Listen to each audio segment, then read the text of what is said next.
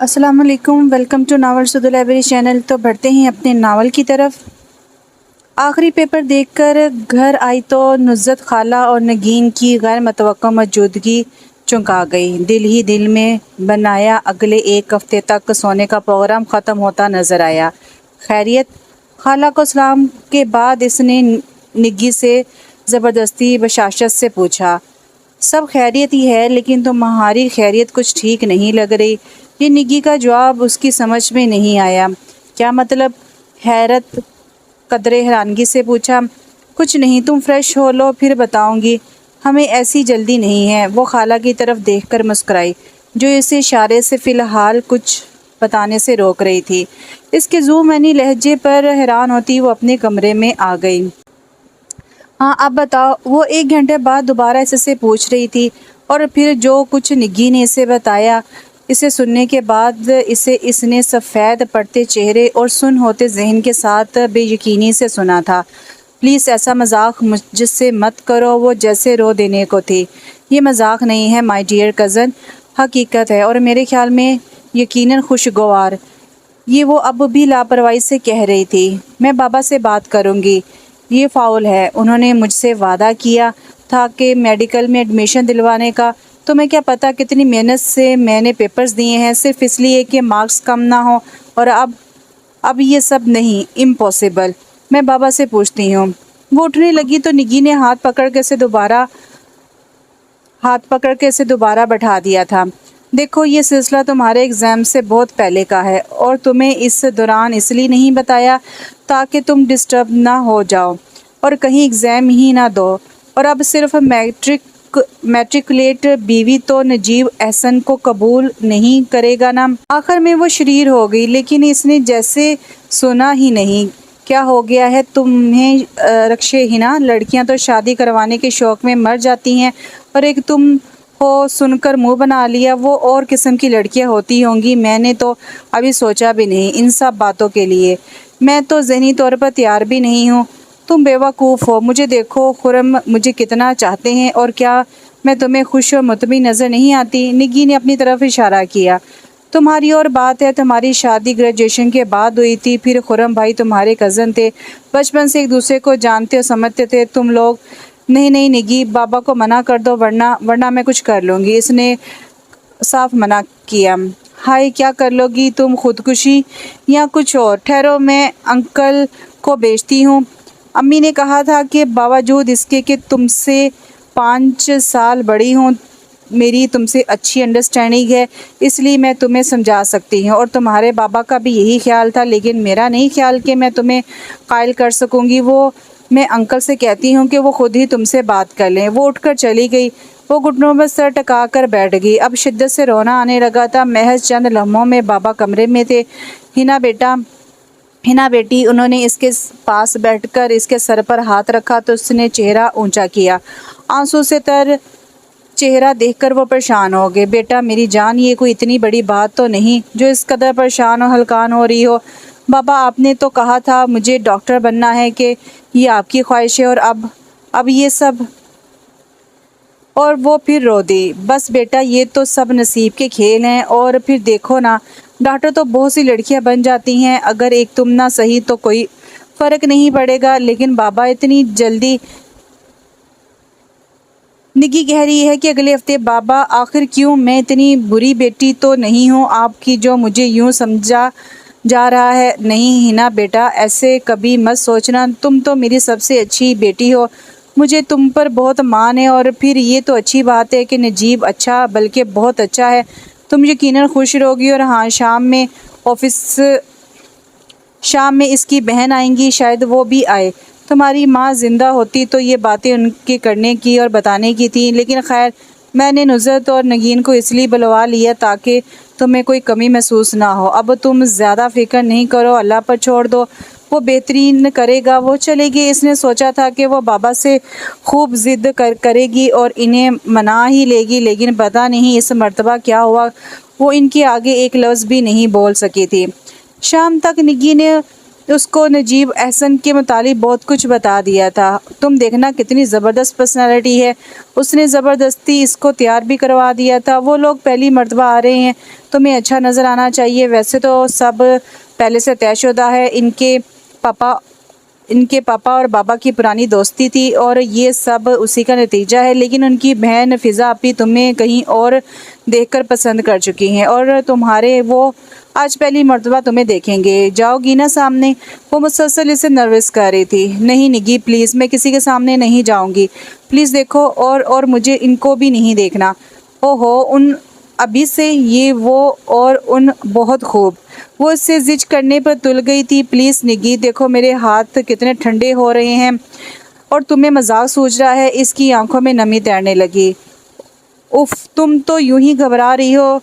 चलो आओ बाहर लॉन में बैठते हैं। वो बाहर आई ही थी कि थोड़ी ही देर में इन लोगों की आमद होगी। वो घबरा कर उल्टे कदम अपने कमरे में भागी। निगी ने बामुश्किल अपनी हंसी रोकी। नफीसा भी उसे अच्छी लगी थी, प्यारी सी मेहरबान सी। आस्ता आस्ता बोलती हुई उन्होंने नजीब की नाम की अंगूठी से पहनाकर गले लगाकर प्यार किया तो वो पहली मर्तबा अजीब से सास से दो चार हुई। थोड़ी देर में किचन में जाने के बहाने निगी उसे बाहर ले आई। अब क्या है? इसने इशारे से पूछा। आओ तुम्हें एक नज़र नजीब को दिखा दूँ। वो उसे लॉन के दूसरी तरफ से बरामदे में ले आई। यहाँ क्या करेंगे? तुम 1 मिनट यहाँ ड्राइंग रूम की खिड़की के पास ठहरो, मैं अंदर जाकर पर्दा ज़रा सा सरका कर आती हूँ। वो सामने ही बैठे हैं, तुम देखोगी तो खुश हो जाओगी। वो मिनटों में गायब होगी। वो हैरान सी उस के कहे अल्फाज पर गौर करती रहेगी। चंद मिनट बाद खिड़की में उसे इसकी सूरत नजर आई। पर्दा सरका कर वो उसकी तरफ देखकर मुस्कुराई और उसे सामने देखने का इशारा करके हट गई। उसके तो हाथ पैर ठंडे होने लगे थे। बामुश्किल खिसक कर खिड़की के नज़दीक हुई, जो यूं ही सामने नज़र की और सामने बैठे शख्स को देखा। वो बुरी तरह नर्वस हो गई। ब्लू सूट रेड टाई में मलबूस शख्स पहली ही नज़र में उसे बेहद मगरूर अक्खड़ कल्पज़दा सा नज़र आया। माथे पर पड़े दो तीन बल, खूबसूरत घनी मूछें, तले होंठ इस तरह बींचे थे जैसे शायद कभी मुस्कुराहट से आशना ही ना हुए हों। और ये महज इत्तेफाक ही था कि उनकी नज़र भी यकदम खिड़की की तरफ उठी और उसकी नज़रों से टकराकर पलट गई। लेकिन उन आंखों को पहला तासुर उसका दिल बोझल कर गया था। सख्त और सर्द सी नज़रें। तेज़ी से पीछे हटने की कोशिश में उसका पाँव करीब रखे गमले से जा टकराया। हल्के से शोर के साथ गमला तो टूटा, पाँव भी जख्मी हुआ। जब निगी की वापसी हुई तो वो नीचे बैठी टिश्यू से पेपर से जख्मी पाँव से खून साफ कर रही थी। बहुत खूब, बजाय उंगलियां काटने के तुम पाँव जख्मी कर बैठी। वो मुस्कुराते हुए इसके करीब ही बैठ गई। क्या हुआ? ये चोट कैसे लग गई? उनकी आंखों में इतनी सख्ती थी कि मैं डर कर पीछे हटी तो ये गमला टूट गया। वो आस्था से कह रही थी। बेफिक्र रहो, तुम्हें जब अच्छी तरह देखेंगे ना तो आंखों में सख्ती की जगह प्यार और नरमी होगी। तुम परेशान मत हो। उसने इसका हाथ पकड़कर नरमी से तसल्ली देते हुए कहा। आओ तुम्हें अंदर ले चलो। अगला पूरा हफ्ता बेहद हंगामा खेज था। उसकी दोस्तों को पता चला तो वो फौरन आमौजूद हुई। कोई हैरान थी तो कोई उसे रक्श से देख रही थी। हिना, तुम्हारे मेडिकल में एडमिशन का क्या बनेगा? आसमा ने कदरे फिक्रमंदी से कहा तो वो सिर्फ उसकी शक्ल देखकर रह गई। उसकी अब दूसरी क्लासेस शुरू होने वाली हैं और मुस्तकी एडमिशन भी वही हो रहा है। नगीन एक मरतबा फिर बोली तो वो गुस्से से घुर कर रह गई। निगी, अच्छा नजीब भाई का दीदार तो करवाएं, मेरा मतलब है कोई तस्वीर वगैरह है? नायला ने कहा। सॉरी भाई, तुम सब अब 1 हफ्ते और इंतज़ार कर लो क्योंकि तस्वीर तो फ़िलहाल कोई नहीं है। हाय, ये आप क्या कह रही हैं? यानी बेचारी रक्षीहिना पर तो सचमुच ही सितम हो रहा है। क्या उसने भी नहीं देखा हुआ उन मौसूफ को? बिना ईमान से सच बताओ, तुम बगैर देखे ही तैयार हो गई? मनिंजा वाकई पर हैरान थी। नहीं, अब ऐसी भी कोई बात नहीं है। ये बेचारी तो उनकी एक झलक देखते ही पाँव जख्मी कर बैठी। आगे पता नहीं क्या होगा। निगी ने शरारत से कहा तो वो ढंग से मुस्कुरा भी नहीं सकी। आंखों में उस हसीन का मगरूर सरापा घूम गया। दुबई से बड़ियाप का फ़ोन आया था। वो रक्ष की शादी अपने देवर से करना चाहती थी और अब बात के रद्द हो जाने पर बाबा पर नाराज़ हो रही थी। आखिर आपको इतनी जल्दी क्यों थी? कोई कमी तो नहीं है मेरी बहन में? बेटा, ये बात नहीं है, बस यूँ समझ लो कि अपने महरूम दोस्त को दिया एक पुराना कॉल निभा रहा हूँ। वाह बाबा, ये क्या बात हुई? अपने कौल निभाने के लिए आपने ये भी नहीं देखा कि दोनों की उम्रों में कितना फ़र्क है। और फिर मैं तो हिना की तालीम मुकम्मल होने के इंतज़ार में थी। मैंने तो खालिद के लिए सोच भी लिया था और आपसे पहले जिक्र भी किया था। वो कदरे नाराज़गी से कह रही थी, बेटा जोड़े आसमानों पर बनते हैं, रक्शे हिना का जोड़ अगर नजीब एहसन के साथ लिखा है तो तुम और मैं कौन होते हैं फैसला करने वाले? ये तो ऊपर वाले का फैसला है। और जहाँ तक उम्रों के फ़र्क का ताल्लुक़ है तो मेरे ख्याल में 12-13 साल का फ़र्क कोई अहमियत नहीं रखता। असल चीज़ एडजस्टमेंट की और अंडरस्टैंडिंग की, और मुझे पूरी उम्मीद और यकीन कामिल है कि मेरी बेटी मुझे मायूस नहीं करेगी। बाबा इन्हें पूरी तरह कायल करना चाह रहे थे। अच्छा ठीक है बाबा, जो आपकी मर्ज़ी, लेकिन मैं नहीं आ सकूँगी। आपको क्या मालूम तारिक और सब घर वाले इस बात से किस कदर नाराज़ हैं। तारिक की अम्मी तो कह रही हैं कि आपने हम लोगों की बेइज्जती कर दी खालिद का प्रपोज़ल रिजेक्ट करके। नहीं बेटा, ऐसी कोई बात नहीं है, मैं खुद उनसे बात कर लूँगा और तुम ज़रूर आओगी। तुम एक ही तो बहन हो उसकी। मैं कोशिश करूँगी बाबा, वैसे ये मुमकिन नहीं है। अच्छा आप हिना से बात करवा दें। हिना की लाइन पर आते ही वो एक बार फिर शुरू होगी, मैं क्या करूँ अब्बा, मेरी तो खुद समझ में नहीं आ रहा। वो रोने वाली हो गई थी। तुम बहुत बेवकूफ़ लड़की हो, मुझे पक्का यकीन है तुम कुछ भी नहीं कर सकती हो। अच्छा ये बताओ, तुमने नजीब को देखा? जी, इसने आशा से कहा। कैसे लगे तुम्हें? पता नहीं आपा, बस मैं उनको देखकर खौफजदा हो गई हूँ, मुझे बहुत डर लग रहा है। अब वो रोने लग गई थी। हिना तुम बिल्कुल मत डरो, अल्लाह ने चाहा तो सब ठीक हो जाएगा। और वो उसे तसल्ली देने लगी। नुज़रत खाला की आमद पर वो फ़ोन इन्हें थमाकर अपने कमरे में आ गई। ज़िंदगी का अहम तरीन दिन उसकी ज़िंदगी में इतना अचानक और ना चाहते हुए आया था कि वो अब तक बावजूद कोशिश के खुद को ज़हनी तौर पर तैयार नहीं कर पाई थी। न जाने अनजाने खौफ ने उसके दिल और जहन को अपने शिकंजे में जकड़ रखा था। सब्ज़ और सुर्ख रूसी लिबास में चेहरे की सोगवारी और आंखों में बसा अनजाना खौफ उसे मज़ीद दिलकश बना रहा था। नजीब भाई तो बेचारे आज गए काम से। वैसे हिना, ईमान से तुम भी बहुत लकी हो, इतने ज़बरदस्त हैं तुम्हारे नजीब एहसन साहब। आसमा ने उसके नज़दीक बैठकर आस्था से कहा। वो जैसे कुछ सुन ही नहीं रही थी। कुछ बोलोगी नहीं?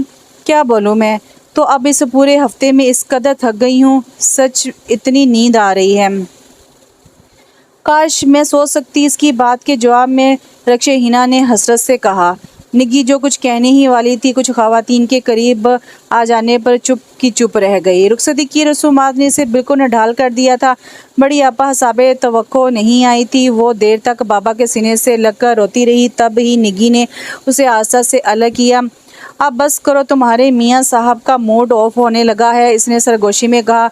उसे बड़ी शिद्दत का रोना आ रहा था और वो निग्गी के गले लगकर मज़ीद रोने का पौना बना रही थी, लेकिन फ़िज़ा आपी इस दौरान बाबा से जाने की इजाज़त ले चुकी थी। निग्गी और आसमा ने सहारा देकर उसे कार तक पहुंचाया। धक धक करते दिल के साथ वो अंदर बैठी।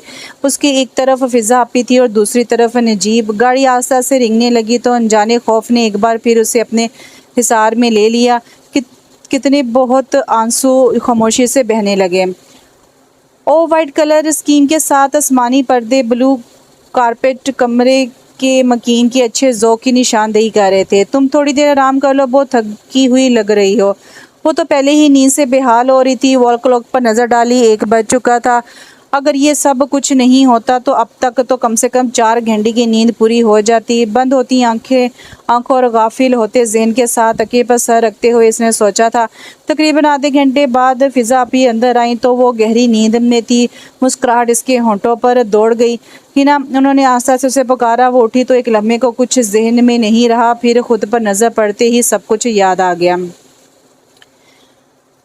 बहुत थक गई हो, उन्होंने मुस्कुराते हुए इसका टीका दुरुस्त किया। नहीं तो वो शर्मा सी गई। इसका मेकअप दोबारा ठीक करके उससे एक नज़र देखा। अब ज़रा ठीक से बैठना सोना नहीं है। उन्होंने उसका दुपट्टा दुरुस्त किया। मैं नजीब को भेजती हूँ, जाते जाते उन्होंने कहा था।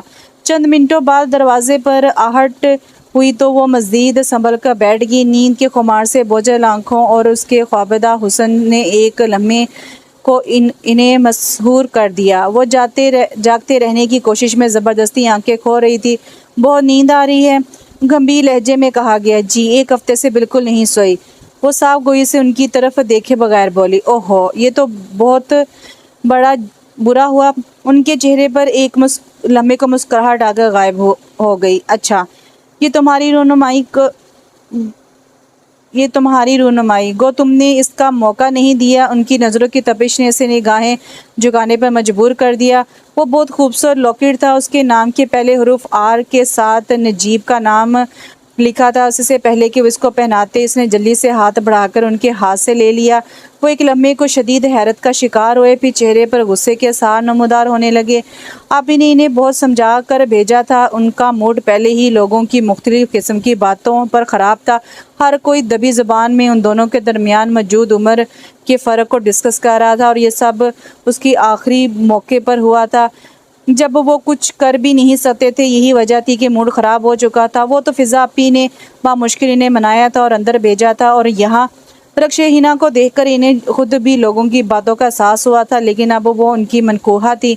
तमाम बातों को पस से पुश्त डालकर उन्होंने इसकी तरफ पेशरफ्त की थी, लेकिन इसने जिस तरह इनके साथ सलूक किया वो इसे अपनी तौहीन समझे थे। ठीक है, तुम आराम करो। वो फ़ौरन उठ गए। इसने इनके बदलते रवैये को महसूस भी नहीं किया। उनके जाते ही इसने जल्दी जल्दी जेवरात उतारे, इनका दिया लॉकेट तकिए के नीचे डाला और मज़े से उन्हीं ही कपड़ों में सो गई। काफ़ी सुबह नजीब अंदर आए तो वो उठ चुकी थी। वो हैरान रह गए। वो अब तक रूसी लिबास में थी, यानी कि वो उल्टा ही वो इसी ही कपड़ों में सो गई थी। फॉर गॉड सेक, इस पैराशूट से तो निजात हासिल करो। उन्होंने इसके ज़रतार शरारा सूट की तरफ इशारा किया। वो वॉशरूम में चले गए कि वो इनके रवैये पर हैरान रहेगी। रात उसने जो कुछ उनके साथ किया था वो उससे कतई याद नहीं था। फिज़ा भी अंदर आई तो वो संभल कर बैठ गई। इधर उधर की बातों के बाद उन्होंने अचानक इसकी रहनुमाई में दिए जाने वाले गिफ्ट का पूछा। बेख्तियार इसका हाथ अपने गले तक गया था। उफ, इसे याद आ गया। तकिए के नीचे हाथ डाला तो लॉकेट इसके हाथ में था। अरे ये क्या, ये तुमने पहना नहीं? उन्होंने हैरानी से पूछा। जी वो पहना था, चुभने लगा था तो उतार कर यहाँ रख दिया था। असल में मुझे कुछ पहनने की आदत नहीं है ना। बर वक़्त बहाना करने पर उसने खुद को दिल ही दिल में दाद दी। बज़ाहिर उसने इन्हें मुतमिन कर दिया था, लेकिन अब उसे अजीब से डर लग रहा था, क्योंकि जिस वक़्त वो लॉकेट तलाश कर रही थी वो उसी वक़्त कमरे में आए थे और ड्रेसिंग टेबल के आईने में से उन्होंने ना सिर्फ उसकी तमाम हरकत बगौर देखी थी, बल्कि आप ही से बोला झूठ भी सुना था। और उन नज़रों में ऐसा कुछ ज़रूर था जो उसे डरा गया था। हिना, तुम फ्रेश हो लो, फिर मैं तुम्हें सबसे मिलवाती हूँ, उन्होंने जाते हुए कहा था, जबकि नजीब उनसे पहले ही चले गए थे। काफ़ी देर बाद वो महज फ़िज़ा अपी के कहने पर उसे बुलाने आए थे, वरना उनका इसकी मौजूदगी में अंदर आने का कोई इरादा नहीं था। वो ड्रेसिंग टेबल के सामने बैठी थी। उनकी नज़रें इसकी पुश्त पर बिखरे स्याह लंबे घने आबशार जैसे बालों में उलझ कर रह गई थी। वो आहिस्ता आहिस्ता चलते हुए उसके नज़दीक आ गए थे। एक लम्हे को दिल चाहा कि उसके हसीन बालों को छू कर महसूस करे, लेकिन उसका रात का रवैया याद आते ही वो 2 कदम पीछे हट गए। वो उनकी आमद से बेखबर उनकी तरफ से पुश्त किए उनका दिया लॉकेट पहनने की कोशिश कर रही थी। उफ, झंझलाकर जो मुड़ी तो नज़रें सीधी जाकर नजीब से टकराई। आप कब आए? इसकी घबराहट काबिले दी थी। आप ही तुम्हें बुला रही हैं, जल्दी आओ। उन्होंने इसकी बात का जवाब नहीं दिया। अपनी बात कहकर वो वापस सी के इरादे से घूमे। सुनिए, इसकी आवाज़ ने उनके बढ़ते कदम रोक लिए। ये उसका लोक मुझसे नहीं लग रहा, फिर इसमें भी मेरा ही कसूर है, तेज़ी से कहा गया। वो हैरान रह गई। मेरा मतलब ये तो नहीं। मेरा मतलब आप ज़रा इसका लॉक लगा दें। अच्छा, वो इसके करीब आ गए। मुझे तुम्हारे नज़दीक आने की इजाज़त है। रात तो तुमने मुझ पर सारी हदूद नाफिज कर दी थी, अब तुम्हें मुझसे डर नहीं लग रहा? बड़ा तंज़िया लहजा था। रहने दो, अब इसके पहने या ना पहने से कोई फ़र्क नहीं पड़ता। यूँ भी तुम्हें तो आदत नहीं है ना। माथे पर पड़ी शिकनों में इजाफा हो रहा था। वो हैरान सी उनकी बातें सुन रही थी। वो इस पर जितने इल्ज़ाम लगा रहे थे उसे नहीं याद था कि उसने दानास्ता उनके साथ कोई बुरा सलूक किया था। मैंने कुछ भी नहीं कहा था। बदवक्त इसने कहा, बहुत खूब, यकीन तुम जितनी दिलकश हो तुम्हारी बातें भी इतनी ही दिलफरेब हैं, लेकिन तुमने कहा राज जो मेरी पज़ीराई की मैं उससे सारी ज़िंदगी नहीं भुला सकता और ना ही तुम्हें माफ़ कर सकता हूँ। बेहद गुस्से और सख्त लहजे में कहा गया था, और ये देखे बगैर कि वो ये सब सुनकर किस कदर शॉक्ड बल्कि सहम गई थी, तेज़ी से चले गए। शाम को वलीमा था। गुलाबी लहंगे सूट में वो बहुत जच रही थी। हर कोई इसे सहरा रहा था, लेकिन जिसने असल में सहराना था उसकी लात हल्की रूज पर थी। ब्लैक डिनर सूट में तमाम तर गुरूर और वजाहतों समेत वो भी सबकी निगाहों का मरकज़ थे। रक्शे हिना के घर वालों के साथ उनका रवैया बस मुनासिब था। अलबत्ता बाबा के सामने वो इतना मुअद्दब हो रहे थे कि वो भी हैरान थी इनके मुतज़ाद रवैयों पर, और वो शायद उनकी कोई कोलीग थी और शायद इनके बहुत करीब भी थी। कम से कम उसका बेतकल्लुफ़ाना अंदाज़ उसे यही बता रहा था। वो ओ नजीब डियर, ये है तुम्हारी दुल्हन? छी, क्या स्कूल से ही उठा लिया? She is cute pretty but too young than you. अजीब आमियाना अंदाज था। वो तिलमिलाकर रहेगी।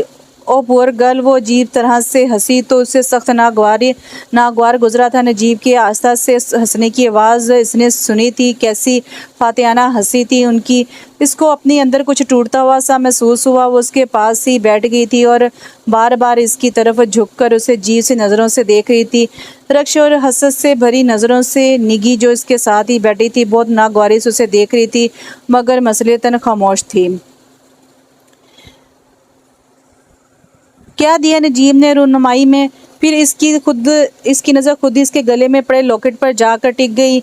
यकीनन यही। इसने कहा तो इसने इस बात में सर हिला दिया। ब्यूटीफुल, मेरा नाम रमला है और मेरे नाम का भी पहला हरफ है, लेकिन यकीनन तुम बहुत लकी हो जो ये लॉकेट तुम्हारे गले में है। अजीब यासिस्तियत थी लहजे में। आपको ये कोशिश पहले करनी चाहिए थी। निगी से अब के बर्दाश्त ना हुआ तो कह दिया, और इसके पास शायद इस बात का कोई जवाब नहीं था। चंद ही लम्हों में वो वहाँ से उठ गई तो निगी उसे देखकर शरारत से मुस्कुराई। इसके अपने अंदर तो सोगवारी छाई हुई थी, लेकिन फिर भी निगी की खातिर और दूसरों लोगों की वजह से मुस्कुरा दी। इसके घर वालों के बेहद इसरार के बावजूद नजीब ने उसे उनके साथ घर भेजने से सख्ती से इनकार कर दिया था। हम कल आएंगे बाबा। इसने बहरास बाबा को मुखातिब किया था। नजीब भाई, ये तो कोई बात नहीं हुई, हमारे यहाँ तो ऐसा नहीं होता। निगी उनसे उलझ गई थी। प्लीज़ नगीन, मैंने भी अभी बाबा से कहा तो है ना। एक तो इनका मूड फ़ौरन ख़राब होने लगता है। फ़िज़ा अपनी इनकी आदत से बाखूबी वाकिफ़ थी, इसलिए उन्होंने फ़ैसला इन पर ही छोड़ दिया था, और वो बेचारी खुद दरमियान में इस तरह मौजूद थी जैसे उसकी कोई अहमियत ही नहीं। किसी ने भी उसकी मर्ज़ी और ख्वाहिश जाने की कोशिश नहीं की थी। अलबत्ता वो खुद अपने घर जाने को बेचैन थी। नजीब के रवैये ने उस पर कोई ऐसा खुशगवार तासर नहीं छोड़ा था। वो उनके रुकने पर खुश होती, बल्कि अंदर ही अंदर वो कांप रही थी, डर रही थी। खुदा जाने वो इसे रुकने पर इतने बस जिद क्यों थे।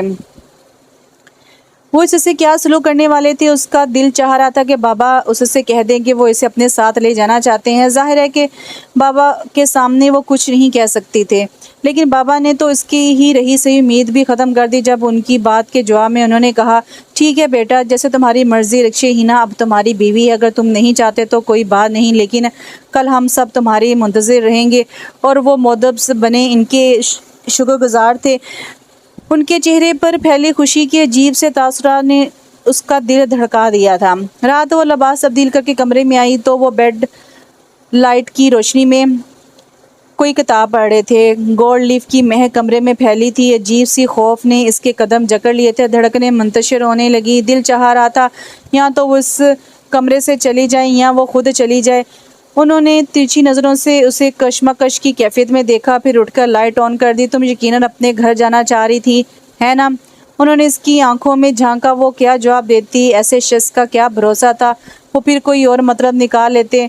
मुझे भी कोई शौक़ या ज़रूरत नहीं थी तुम्हें रोकने की, लेकिन मैं ये बात तुम पर वाज़ा कर देना चाहता हूँ कि मैं इस तरह तुम्हारा बार बार मेके जाना पसंद नहीं करता। तुम्हारे बाबा से मैंने कल के लिए कह दिया है, लेकिन तुम्हारी वापसी मेरे साथ ही होगी, सुन लिया ना? जी। इसके लबों से बामुश्किल निकला।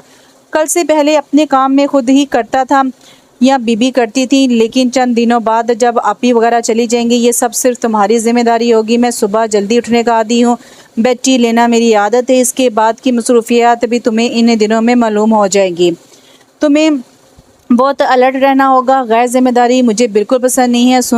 तुम सुन रही हो ना? वो बेड के एक तरफ नीम दराज थे जबकि वो दूसरी तरफ टिकी हुई थी। उफ, इस कदर जिम्मेदारियां, सुबह बेड टी, जल्दी उठना। वो जो देर से उठने की आदत थी, घबराहट का शिकार हो रही थी। कॉलेज जाने के लिए बाबा उसे कितनी बार जगाने आते थे और वो हमेशा देर कर देती थी। ज़्यादातर ये होता था कि वो तैयार होकर बामुश्किल नाश्ते की टेबल तक आती। बाबा उसके लिए नाश्ता तक तैयार करते थे। वैन का हारन बजते ही वो भागती थी, कभी कभी बगैर कुछ खाए पिए भी, और यहाँ इस कदर जिम्मेदारी इसकी आंखों में नमकीन पानी जमा होने लगा अपनी बेबसी और अचानक पड़ने वाली इब्तिदा पर। तुमने मेरी बात का जवाब नहीं दिया। वो इसकी तरफ झुके तो इसने बामुश्किल झुका हुआ सर उठाया। बावजूद कोशिश के आंखों की गीली होती सतह वो छुपा ना सकी थी। देखो, ये मुझे हर बात पर हर वक्त रोने वाली लड़कियां बिल्कुल पसंद नहीं है। इसके लहजे की सख्ती में इजाफा हुआ तो वो घबरा गई। मेरा मतलब है, मुझे तो इतनी जल्दी उठने की आदत भी नहीं है। घबराहट और इनके खौफ से सच मुंह से निकल गया तो इसने जल्दी से निचला होंठ दांतों में दबाया। अब पता नहीं क्या सुनने को मिले। एक लम्हे को वो इसे देखते रह गए।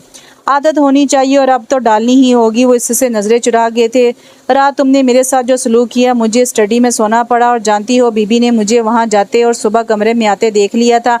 वो यकीनन बहुत कुछ जान गई होंगी, लेकिन अब रोज़ रोज़ मैं ये नहीं कर सकता और तुम्हारी भी मजबूरी है कि मुझे नापसंद करने के बावजूद तुम्हें भी यहीं इसी कमरे में रहना होगा। ये कैसी गलतफहमी है, इसने सोचा। इसलिए बेहतर है कि तुम सोफे या कारपेट पर सो जा। मुझे इस तरह सोने की आदत नहीं है। बात ख़त्म करके उन्होंने उठकर लाइट ऑफ कर दी और आकर लेट गए। वो खामोशी से बैठी रह गई। सारे फैसले खुद ही कर रहे थे। क्या उसकी अपनी कोई मर्जी नहीं थी? वो उसे क्या समझाना चाह रहे थे? अपनी बढ़तरी या उसकी हैसियत जो उनकी नज़रों में यकीनन सिफर थी? ये उसका ख्याल था। उन्होंने करवट ली तो वो तकिया उठाकर सोफे पर आ गई।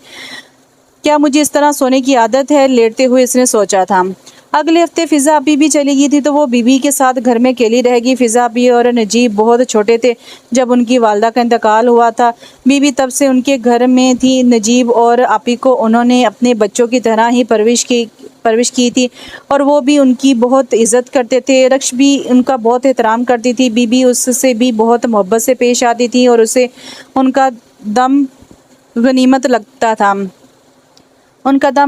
लगा था। वरना नजीब का उससे जो सलूक था वो क्यों कर गुजारा कर सकती थी, जबकि वो खुद आदतन बहुत शौक़ और खुश मिजाज थी। रूमानी नावल और अच्छी शायरी पढ़ने का उससे जुनून था। आसमा और वो छुट्टियों के दौरान ढूंढ कर नावल लेकर आती, चाहे वो किसी अच्छे बुक स्टॉल से ले या फुटपाथ से। और अब उसे यहाँ आकर यूँ लग रहा था जैसे किसी कैद खाने में आ गई हो। रोमांस तो दूर की बात, उस शख्स के तो मिजाज तक में नरमी नहीं थी, कम से कम इसकी ज़ात तक तो नहीं थी। एक बार उनकी गैर मौजूदगी में वो उनकी स्टडी में भी गई, लेकिन वहाँ फ़लसफ़ा से लेकर मंतक तक की किताबें मिल गई, लेकिन कोई रोमानी नावल वो बावजूद कोशिश के नहीं तलाश कर सकी थी। अलबत्ता शायरी का अच्छा इंतखाब था। उसे खुशी के साथ हैरत भी हुई।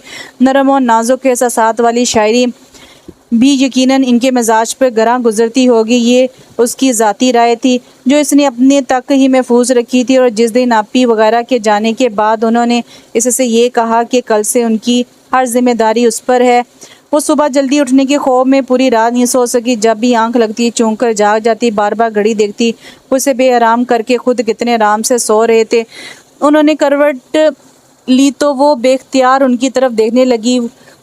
वो उसके होते हुए भी उसके नहीं थे। कितनी आसूदगी थी उनके खूबसूरत चेहरे पर। उसे कांटों में घसीट कर मुतमिन थे, जबकि वो खुद उनके आयद करदा ना करदा गुनाहों की सज़ा भुगत रही थी। इतना तो हीन में सलूक होता था उनका कि वो अपनी तज़लील पर अंदर ही अंदर कुड़कर रह जाती थी। सुबह 6 बजे वो उठकर उनके लिए बेड टी लेकर आई तो वो सिगरेट पर होंठों में दबाए कुछ सोच रहे थे। उसका दिल जहाँ इन्हें इतनी स्मोकिंग से मना करे, लेकिन बावजूद चाहने के कुछ ना कह सकी। आहट पर वो मतवज्जो हुए, इसके हाथ से कप लिया तो आंखों में उसकी सुर्खी होती नज़रों में उलझ कर रह गई। तुम सोई नहीं थी क्या? नहीं, सो गई थी। वो झूठ बोल गई थी। जानती थी कि अगर सच भी कहा तो क्या फ़ायदा होगा। मैं जानता हूँ तुम पूरी रात ही जागी हो। आप तो मेरे मुतालिक सब कुछ जानने के दावेदार हैं। मेरा ख्याल है बजाय रातों को जागने के तुम्हें खुद को अब इन हालात का आदी बना लेना चाहिए। संगदिली से कहकर वो वॉशरूम में चले गए। उनके रवैये पर उसकी आंखों में आंसू आ गए। हाय रक्षे हिना, क्या थी वो ऐश भरी ज़िंदगी और कहाँ ये जबरी मुशक्क़त।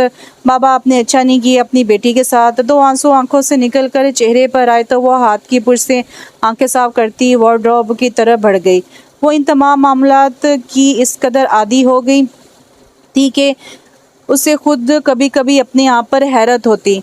और नजीब जो सिर्फ उसे अज़ियत देने के ख्याल के तहत ये सब कर रहे थे, अक्सर उसकी इतनी अतात गुजारी देखकर झंझला जाते। उनका ख्याल था वो जिस कदर लाभ वाली ज़िंदगी गुजार कर आई है तो चंद दिनों में ही घबरा जाएगी, लेकिन उसकी मुस्तकिल मिजाजी उनके लिए बाइसे हैरत थी। वो ये नहीं जानते थे कि ये बीबी ही थी जो हर मौके पर उसकी हिम्मत बांधती रहती थी। वो जब भी थकने लगती वो उसे हौसला देती। वो जानती थी नजीब का उसके साथ क्या रवैया है। उसने बीबी को पहली रात वाली बात भी बता दी थी और उसके बाद नजीब का जो भी रवैया था वो उनके सामने था। वो कहती थी खिदमत, हिम्मत और मोहब्बत के हथियार से वो इन्हें फातह करने में कामयाब हो जाएगी।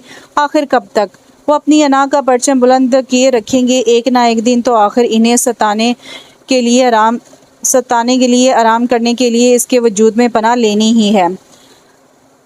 कब बीबी, आखिर कब? बहुत जल्द। तुम देखना वो इस घर से और तुमसे बचकर कहीं जा ही नहीं सकता। वो दरअसल वो बचपन से ऐसा ही है, ज़िद्दी, अपनी बात मनवाने वाला। तुमने नादानस्तगी में उसे शिकस्त दी। बस ये उस बात का गुस्सा है जो वो अंदर ही अंदर बीचों ताब खाता है, वरना वो दिल का बुरा नहीं। वो उसे हर दिन नए सिरे से हालात का मुकाबला करने के लिए हिम्मत और हौसलों से भरपूर लेक्चर देती। वो भी शायद ज़िंदगी में पहली बार इस कदर मुस्तकिल मिजाजी से हर बात सह रही थी, क्योंकि वो नहीं चाहती थी कि इसका उजलत में उठाया हुआ कोई भी कदम नजीब को कुछ कहने का मौका दे या बाबा के लिए बायस शर्मिंदगी है। बाबा उससे बहुत समझदार कहते थे। उनका ख्याल था कि वो जस्ट कर लेगी, लेकिन उनको शर्मिंदा नहीं करेगी। सो सिर्फ बाबा की खातिर अब वो ये सब कुछ कर रही थी, अपनी अना को और अपने आप को मारकर। उस शाम निग्गी और खुरम भाई आ गए। बहुत दिनों में किसी अपने की शक्ल देखकर वो खुश हो गई। बहुत बेमुरवत हो गई हो। शादी के बाद से ना आती हो और ना ही कभी फ़ोन करती हो। निग्गी का शिकवा बजा था। अब वो इन्हें क्या बताती कि ना आने की पाबंदी नजीब की आयद करदा है, जबकि फ़ोन ना करना यकीनन इसकी कोताही थी। अब सो अपनी गलती मान ली। तुम्हारा दिल नहीं चाहता कभी बाहर निकलने को? नहीं, इतनी फुर्सत नहीं मिलती और फिर दिल भी नहीं चाहता, वो साफ गोई से कह गई। नजीब भाई कब तक आएंगे? खुरम भाई ने पूछा। नजीब, वो गड़बड़ा गई। पता नहीं, मेरा मतलब है कोई टाइम मुकर्रर नहीं है। काम कम हो तो जल्दी आ जाते हैं, अगर ज़्यादा हो तो फिर देर भी हो जाती है, और अक्सर ही देर हो जाती है क्योंकि बिज़नेस इतना फैला हुआ है। इसीलिए जब वो थके हुए आते हैं तो मुझे कहीं जाने के लिए कहना अच्छा नहीं लगता। इसने लंबी चौड़ी सफाई पेश की। निग्गी ने इस पर एक गहरी नज़र डाली। खैर चलो उठो, आर्ट्स काउंसिल में इकबाल बानो की महफिल मौसीकी। हमने सोचा था कि तुम दोनों को भी ले लेंगे, लेकिन अब तुम्हारे वो तो नहीं है। चलो तुम ही चलो। क्या मैं? इसने अपनी तरफ इशारा किया। लेकिन मैं कैसे चल सकती? मेरा मतलब है नजीब आएंगे तो इन्हें प्रॉब्लम होगी। फिर खाना भी वो बाहर नहीं खाते हैं। इसके पास बहुत से जवाब थे न जाने के, लेकिन निग्गी बुरी तरह जल गई। यकीनन तुम एक सलीका शौहर और फरमाबरदार बीवी हो, लेकिन है मेरी प्यारी बहन, अब से 6 माह पहले भी तुम्हारे नजीब साहब काम करते ही होंगे, या अब से पहले वो हवा और पानी पर गुजारा कर रहे थे। और फिर बीबी जो है, चलो फ़ौरन तैयार हो जाओ, कोई बहाना नहीं सुनना मुझे। बीबी क्या बुढ़ी रूह समा गई है इसमें? अभी तो ये बामुश्किल 18 बरस की भी नहीं है। अब इसको तैयार होने का कहें, वरना ये नहीं जाएगी। इसने बीबी को मुखातिब किया जो इस दौरान आ गई थी। चली जाओ बेटा, ठीक ही तो है, तुम्हें जाना चाहिए। नजीब आएगा तो मैं बात कर लूँगी, तुम क्यों इस कदर परेशान होती हो? बीबी के कहने पर वो मजबूरन तैयार होने के लिए उठ गई। प्रोग्राम शुरू ही हुआ था कि खुरम भाई को अपने कोई दोस्त नजर आ गए। वो उनकी तरफ गए तो निग्गी ने उसे अपने साथ वाली सीट पर बुलाया। सीट बदलने को वो उठी ही थी कि दरमियान वाली 2 छोड़कर अपने सामने वाली सीट पर बैठे शख्स पर उसे नजीब का गुमान हुआ। सीट से खड़े होकर उसने ज़रा उचक कर देखा। यकीनन वो नजीब थे। वो चूक गई उनके वहाँ होने पर नहीं, बल्कि ये देखकर कि उनके साथ वाली सीट पर रमला थी। उसे ऐसा महसूस हुआ जैसे उसके जिस्म से आस्ता आस्ता जान निकली हो। क्या है, ऐसे खड़े होकर किसको देख रही हो? अच्छा नहीं लग रहा है। निग्गी ने उसे हाथ पकड़कर झटके से बैठाया। तुम्हारी ये अजीबो गरीब बातें नहीं गई अब तक? वो इसे डांटने लगी। क्या हुआ, हाथ क्यों इतने ठंडे हो रहे हैं? इसने फौरन पूछा। नहीं कुछ नहीं, इसने इतना आस्ता कहा कि निग्गी ने बामुश्किल सुना। तुम ठीक तो हो ही ना? अब कि वो घबरा गई। हाँ, मुझे क्या होना है? नजीब और अमला के चेहरे उसकी नज़रों में गटमट हो रहे थे। कितने खुश लग रहे थे वो, माथे पर कोई शिकन नहीं थी और वो खुद उनके चेहरे पर मुस्कुराहट की एक झलक देखने को तरसती थी। और वो रमला के साथ कैसे हंस कर बातें कर रहे थे। बेख्तियार उसका हाथ अपने गले में पड़े लॉकेट पे गया। तुम बहुत लकी हो जो ये लॉकेट तुम्हारे गले में है। रमला की आवाज़ उसको अपने बहुत करीब महसूस हुई। हाँ, सिर्फ ये लॉकेट और मेरे पास क्या है। इसकी आंखों में नमी उतरने लगी।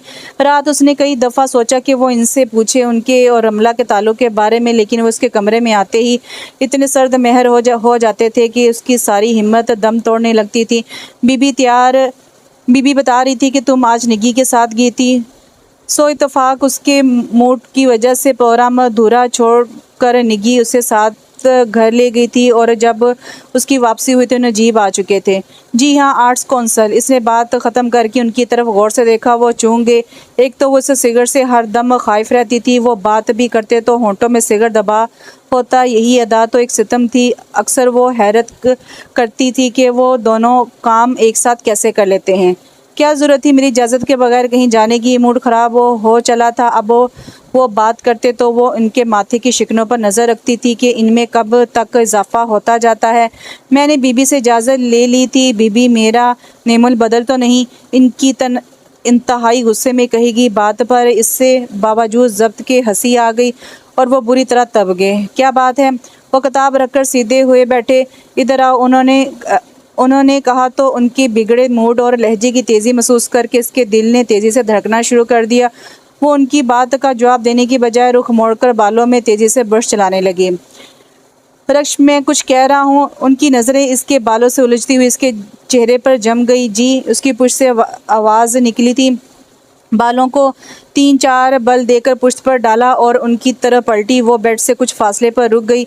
मैंने तुम्हें अपने पास खड़ा होने को नहीं कहा। यहाँ बैठो। वो एक कोने पर टिक गई। बहुत नापसंद करती हो मुझे, सख्त मजबूरी है मेरे साथ रहना, है ना। तुम्हारा रवैया ऐसा होता है कि बावजूद चाहने के भी मैं तुम्हारे करीब नहीं हो सकता। उन्होंने कहा तो इसका चेहरा गर्म होने लगा। आपके सारे अंदाजे गलत हैं। वो सिर्फ यही कह सकी। मेरे अंदाजे कभी गलत नहीं होते। मैं वो सब कभी नहीं भुला सकता। अपना नज़रअंदाज किए जाना और तुम्हारी बेरुखी, और तुम शायद ये नहीं जानती कि तुमने खुद पर ही जुल्म किया है। मुझे इसका कोई अफसोस नहीं है। एक लम्हे को रुककर दूसरा सिगरेट जलाया। वो हमेशा ही दिल जलाने वाली बातें करते थे। अव्वल तो वो सिर्फ उसे ज़रूरतन ही मुखातिब करते थे और अगर कभी खुद बात करते तो इसमें उसकी तसीक का पहलू नुमाया होता था। आप अगर मुझसे शादी नहीं करना चाहते थे तो मना क्यों नहीं कर दिया था? आप रमला को चाहते थे और हैं आप भी। आपको इसी बात का दुख है। मेरी ज़ात पर तो आप यूं ही इल्ज़ाम लगाते हैं, लेकिन मैं भी बहुत कुछ जान गई हूँ। इसने पहली मर्तबा हिम्मत करके कहा और उन्होंने तेज़ नज़रों से उसे देखा। रमला का यहाँ क्या जिक्र? और तुमसे किसने कह दिया कि मैं उससे? ओ गॉड! अच्छा, तो अब समझा। तुमने आज उसको मेरे साथ देखा होगा। बहुत खूब। इसलिए ये रवायती बीवियों वाला रूप अपनाया जा रहा है। उनके इस तरह कहने से इसकी आंखों में आंसू आ गए। उसे दिखाना नहीं चाहती थी, लेकिन इससे छुपा भी नहीं सकी। चलो, मेरे रवैये का तो तुमने अपनी तरफ से एक जवाब ढूंढ लिया। अब ज़रा मुझे भी अपने गुरेज की वजह बताओ। कौन था वो खुशनसीब जिसकी वजह से मेरे नसीब में ये तारीखियाँ लिखी गईं? बोलो, जवाब दो। वो उसके इतने करीब आकर कह रहे थे कि उनकी सांसों की तपिश से इसने अपना चेहरा जलता महसूस किया। खबरदार, जो मेरे मामलात में आइंदा बोलने की कोशिश की, और अगर इस बहाने किसी के सोग में रोना चाह रही हो तो जी भर के रो लो। अभी इस वक्त तो मुझे तुम्हारी यहाँ मौजूदगी भी जहर लग रही है, लेकिन तुम फिक्र नहीं करो, तुम यहाँ शौक फरमा सकती हो। मैं ही यहाँ से चला जाता हूँ।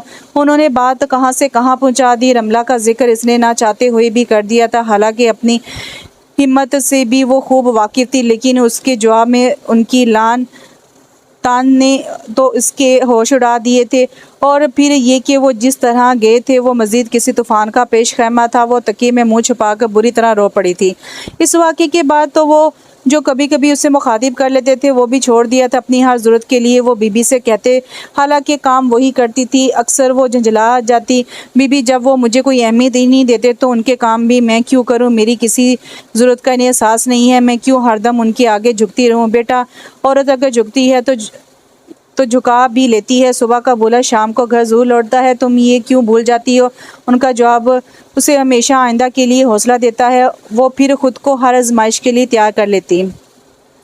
उस शाम वो स्टडी में थी और जाने से पहले हिसाब मामूल बीबी को मुखातिब करके कॉफ़ी लाने को कहा था। बीबी ने उससे कह दिया कि वो रात को के खाने की तैयारी कर रही है। बीबी के कहने पर कॉफ़ी बनाकर ले गई। बहुत दिनों से वो सोच रही थी कि कॉलेज में एडमिशन ले ले, गो के वो काफ़ी लेट हो चुकी थी, लेकिन आसमा भी उस पर ज़ोर दे रही थी और वो अपने बेकार वक़्त का कुछ तो फ़ायदा उठा ले। पहले वो घर की मसरूफियात और नजीब की वजह से टाल गई थी, लेकिन अब इसके रवैये ने उसे बिल्कुल मायूस कर दिया था। इसलिए उसने सोचा कि वो उनसे ये बात भी कर लेगी, क्योंकि बहरहाल उनकी इजाज़त ज़रूरी थी। हल्की सी दस्तक देकर वो अंदर चली गई। मुझे आपसे ज़रूरी बात करनी है।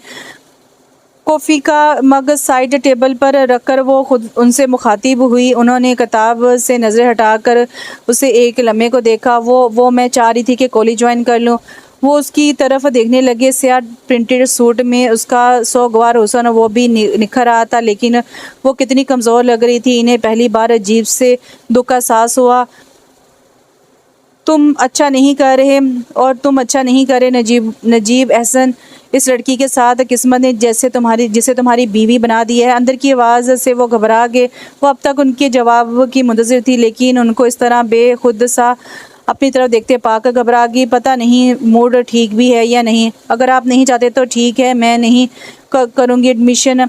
खुद ही नतीजा अखज़ करके इसने कहा। हूँ नहीं, वो चूक गए। ज़रूर ज्वाइन कर लो अगर तुम्हें शौक़ है। थैंक्स। वो फ़ौरन पलट गई कि कुछ और कहीं वो कुछ और ना कह दे। उनकी नज़रें पुश्त पर लहराती हुई इसकी चोटी पर थीं। बाबा के मुख्तलिफ औकात में दिए गए कैश की वजह से उसे एडमिशन और दूसरे खराजात में कोई प्रॉब्लम नहीं हुई। नजीब ने तो इजाज़त देकर पलटकर ये भी नहीं पूछा कि तुम्हें इन तमाम मराहिल से गुजरने के लिए कुछ रकम की भी ज़रूरत होगी, बल्कि शादी के बाद से तकरीबन 1 साल होने को था। उन्होंने इससे किसी भी ज़रूरत के लिए नहीं पूछा था और ना ही इन्हें एहसास था, और मांगने की आदत इससे नहीं थी। वो उनकी ज़िम्मेदारी थी और इन्हें खुद एहसास होना चाहिए था। ये उसका ख्याल था जो हकीकतन दुरुस्त था।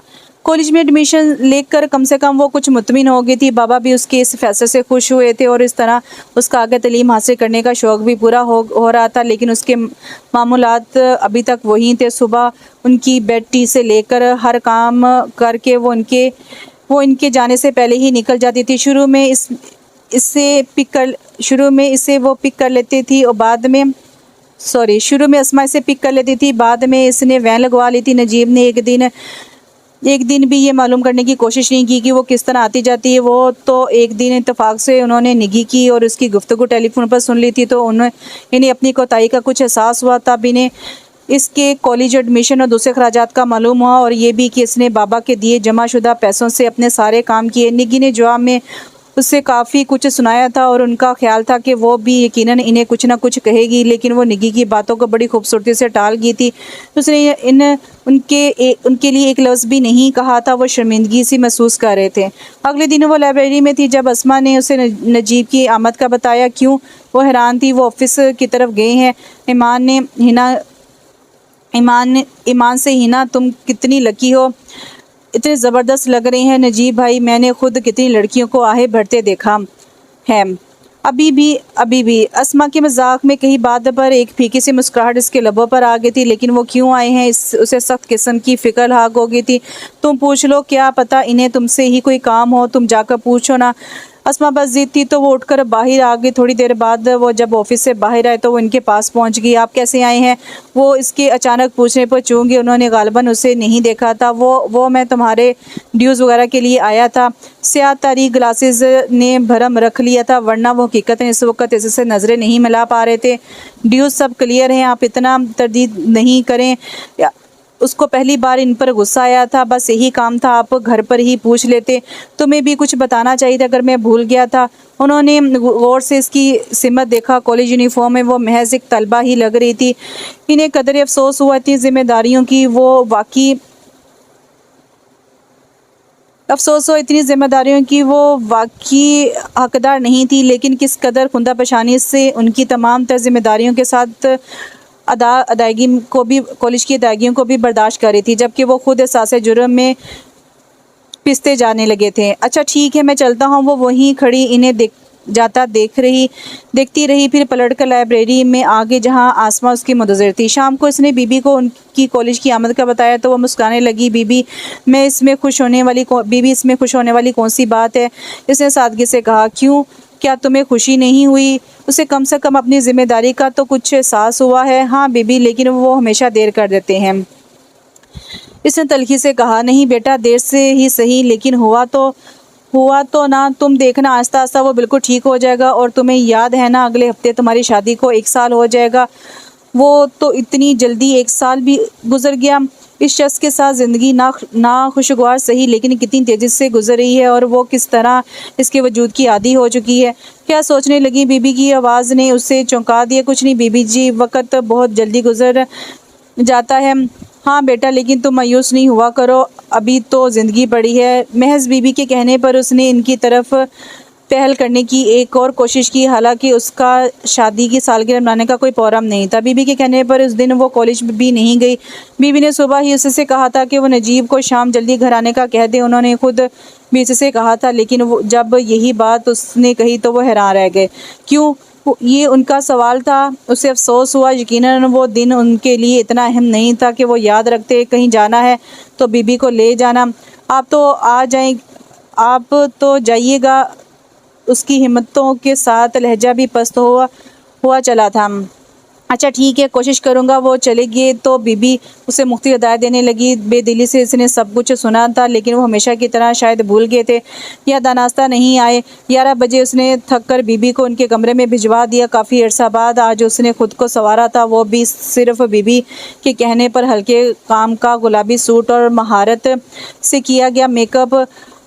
बीबी ने तो फ़ौरन उसकी नज़र उतारी थी। वो हंसने लगी थी। बीबी, मुझे किसी की नज़र नहीं लगेगी। उसका दिल दुख से भर गया था। अपनी अना को मारकर जिनके लिए इतना एहतमाम किया गया था, वो तो शायद ये दिन भूल ही गए हैं। रमला ने आज उन्हें डिनर पर इनवाइट किया था। एक वादा उन्होंने सुबह रक्श से भी किया था, लेकिन शायद वो उनकी नज़र में इतना अहम नहीं था। जबकि रमला आज कल इन्हें पर जाने की पूरी कोशिश कर रही थी।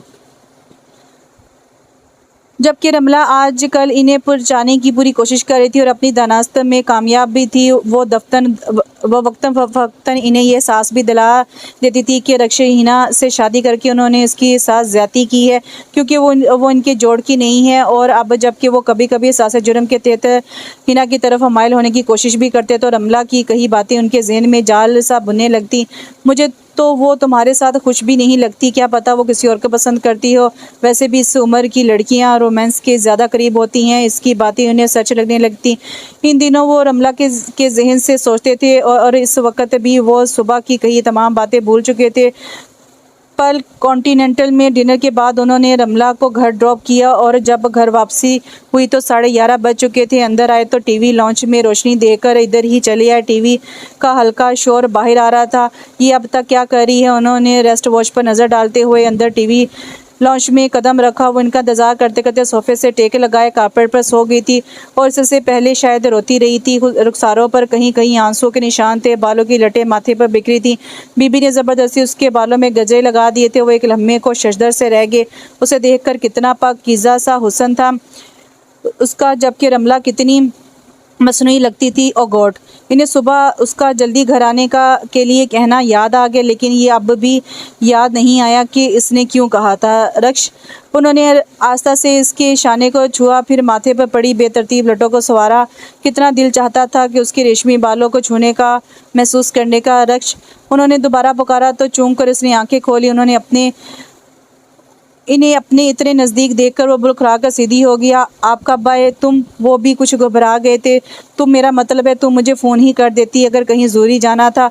उन्होंने कहा तो दुख और हैरत की लहर इसके जिस्म में दौड़ गई। बस यही तुम्हारी औकात और अहमियत है रक्ष हिना। बेहतर यही है कि सारी ख्वाहिशें, सारी खुशफहमियों को दिल से निकाल दो। नहीं, मुझे कहीं नहीं जाना था, ऐसा से कहकर वो बालों में अटके गजरे निकालने लगी। फिर ये सब, वो नज़रें चुरा गए थे ये सब। वो आशा से हंस दी। ऐसे ही दिल चाह रहा था। आप खाना खाएंगे? बात बदल दी। नहीं, मैंने खा लिया है, और तुम? उन्होंने सवाल नज़रों से उसे देखा।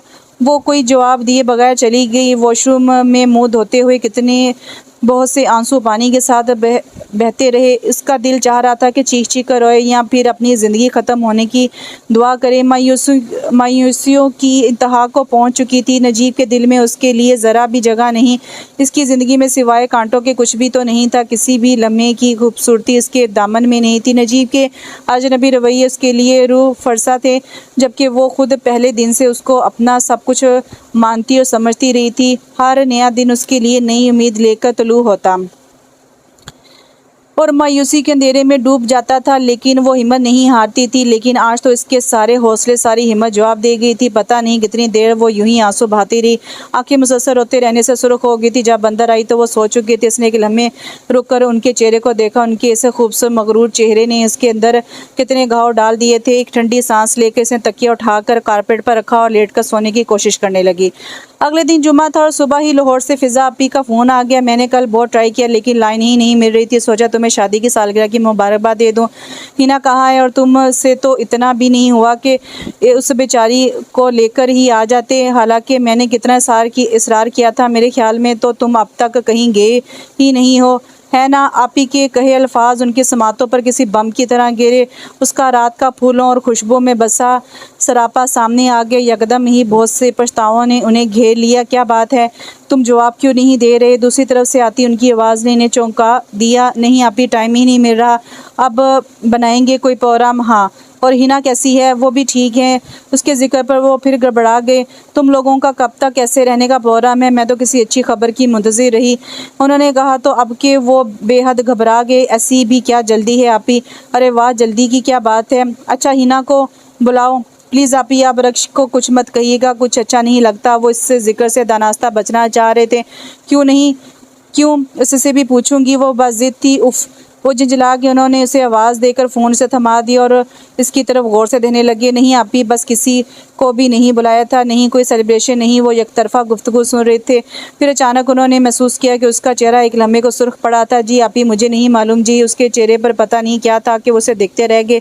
हाँ आपी, मैंने कॉलेज में एडमिशन ले लिया है जी। बहुत बोरियत होती थी जी। ज़रूर, अगर नजीब ने कोई प्रोग्राम बनाया तो ज़रूर आऊँगी जी। बाबा भी ठीक हैं। आप कब आएंगी। हाँ ये तो है, बस टाइम नहीं मिलता। बीबी किचन में है, बुलाऊं। अच्छा ठीक है जी, बेहतर, खुदा हाफिज़। वो रिसीवर को रखकर उनकी तरफ एक भी नज़र डाले बगैर चली गई। जबकि इस वक्त उनका दिल चाह रहा था कि वो या तो उनसे कोई बात करे या फिर यही किसी काम में मसरूफ़ हो जाए। दरहकीकत इस वक्त वो इसको अपनी नज़रों के सामने देखना चाह रहे थे। शाम को निगी और खुरम भाई आगे। इस वक्त इत्तेफाक से नजीब घर पर ही थे, बल्कि आज पूरे दिन वो खिलाफ़े तवक्को कहीं गए ही नहीं। उसके लिए मुकाम में हैरत था। जल्दी बताओ नजीब भाई ने क्या गिफ्ट दिया। वो इससे आशा से पूछ रही थी। गिफ्ट तो मुझे रोज़ ही इतने अच्छे अच्छे मिलते हैं, तुम्हें कौन कौन से दिखाऊं। इसने ज़रा बुलंद आवाज़ में कहा। वो पहलू बदल कर रह गए। अलबत्ता उसके जवाब ने निगी को हैरान कर दिया था। हमने कल भी आने का सोचा था, लेकिन खुरम कहने लगे कि ये सब कुछ बहुत पर्सनल है, इसलिए डिस्टर्ब नहीं करना चाहिए। मैंने भी सोचा बात तो ठीक है। क्यों नजीब भाई, ठीक है ना। इसने यकदम इन्हें मुखातिब किया। हूँ हाँ ठीक है।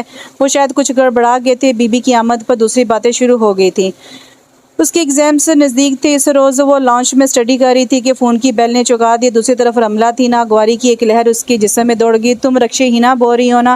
वो इसे पहचान चुकी थी। जी हाँ, इसने बददिली से कहा। मुझे वाकई तुम पर रक्ष आता है, इसने कहा। फिर हंसने लगी। नजीब शायद इस वक्त घर पर नहीं है, इसने कहा तो वो कदरे हैरत से कहने लगी। अरे तुम तो इसकी बीवी हो और तुम्हें इतना भी नहीं मालूम कि वो घर में मौजूद है या नहीं। मैं हर वक्त इनकी खोज में नहीं रहती हूँ। आप होल्ड करें, मैं देखती हूँ। फ़ोन रखकर इसने बीबी को आवाज़ देकर कहा कि नजीब को बता दें शादी की सालगिरह वाले दिन के बाद से वो कोशिश करती थी कि इन्हें कम से कम मुखातिब करे। जब उनको इसकी ज़रा सी भी परवाह नहीं तो वो क्यों खामखा इनके लिए ख्वार होती फिरे।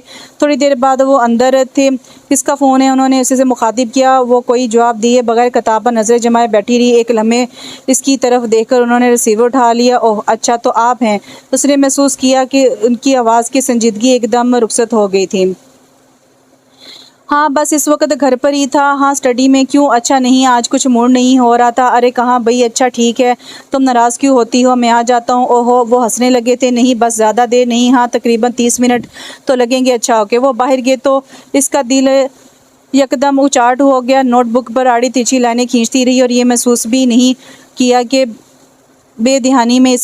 इससे बेध्यानी में अपने नाम के साथ नजीब का नाम कितनी जगह लिख दिया। दिल में जैसे उदासी तय दर तय उतरती चली जा रही थी। वो उठकर बीबी के पास किचन में आ गई, फिर चला गया। बीबी ने इसे देखकर पूछा, जी बेटा तुम कुछ कहती भी तो नहीं हो इसे।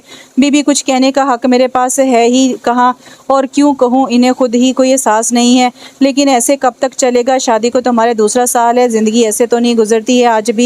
आज मैं खुद इससे बात करती हूँ। बीबी को आज गुस्सा आ रहा था। नहीं बीबी, आप इन्हें कुछ नहीं कहेंगी और वो समझेंगे कि मैंने आपसे कहा है।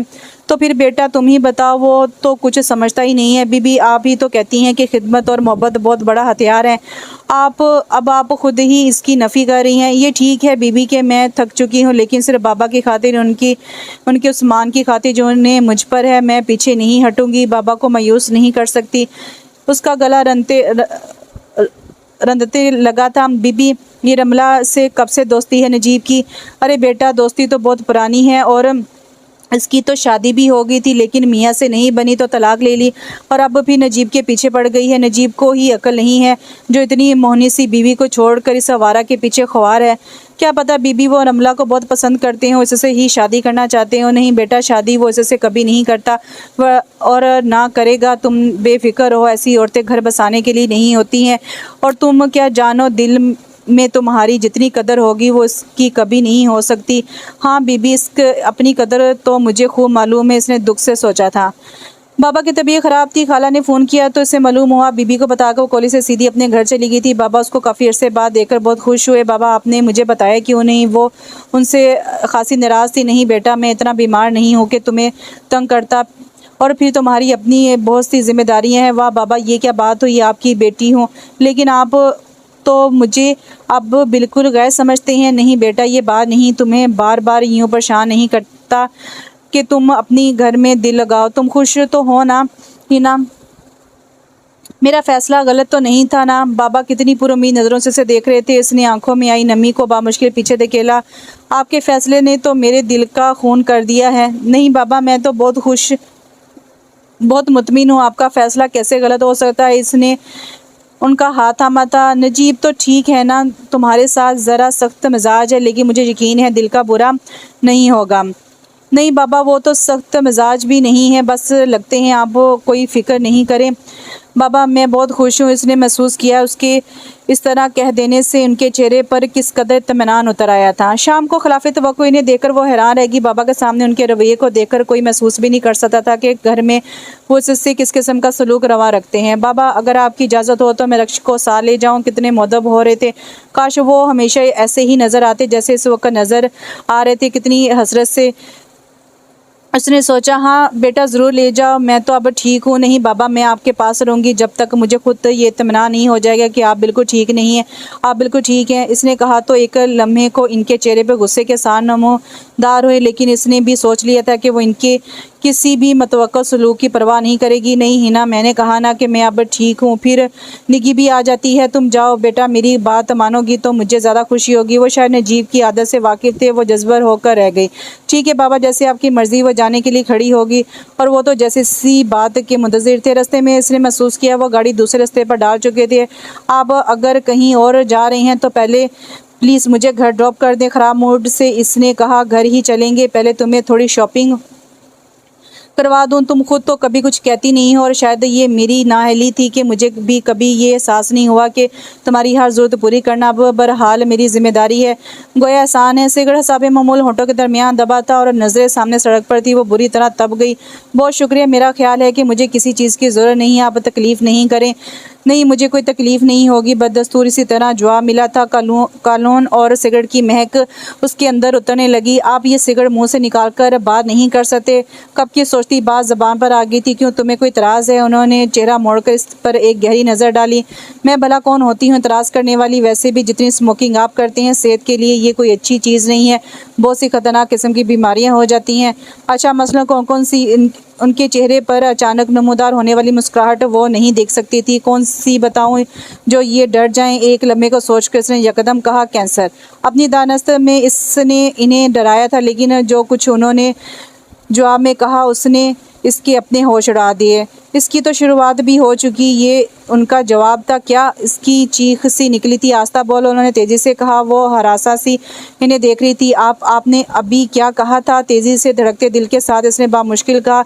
ठीक ही कहा है, वैसे तुम्हारी तो ज़िंदगी आज़ाद हो जाएगी अगर मैं मर जाऊँ तो। वो दिलचस्पी से इसके चेहरे के बदलते रंग देख रहे थे, लेकिन इसने उनकी बात सुनी ही नहीं। देखा इसलिए मैं कह रही थी इतनी सिगरेट नोशी ठीक नहीं। लेकिन आप उसका गला रंधने लगा। उन्होंने हैरत से इसकी तरफ देखा था। जर्द चेहरे और आंखों में उतरती नमी के साथ वो खुद पर जब्त किए बेचैनी से हाथ मसल रही थी। एक कसूदा मुस्कुराहट चेहरे पर आई तो रुख मोड़कर बाहर देखने लगे। उसकी सरगर्मियाँ आजकल कुछ मशकूक सी थी, कभी निगी और कभी आसमा के साथ वो तकरीबन रोज़ ही शाम में कहीं जाती। वो हैरान थे। बीवी से पूछा तो उन्होंने भी लालमी का इज़हार किया, जबकि वो खुद उससे कम ही मुखातिब होते थे और वो खुद भी उनसे ज़्यादा बात नहीं करती थी। लेकिन आजकल वो उनके खाने पीने का ख्याल इतनी खुसूसियत से रख रही थी कि कभी कभी वो हैरान रह जाती, खामोशी से उनका हर काम करती, उदास चेहरे के साथ वो इन्हें उस पर की गई हर ज्यादती का एहसास दिलाती। लेकिन बावजूद इन तमाम हालात के पता नहीं क्यों वो अब तक इसके पहले दिन वाले सलूक को माफ़ नहीं कर पाए थे। और यूं भी दूसरी तरफ रमला थी जो इन्हें अपनी तरफ मायल करने की पूरी कोशिश में मसरूफ़ थी। रश का सलूक और रमला की कि इस कदर इख्तलाफात से कभी कभी वो उलझ कर रह जाती। उस शाम उन्होंने उसे डॉक्टर रहमान के क्लिनिक से निकलते देखा। निगी साथ थी। इन्हें गुमान हुआ कि वो शायद बीमार है, लेकिन एक मरतबा ऐसा इत्तफाक फिर हुआ तो वो कुछ परेशान से हो गए।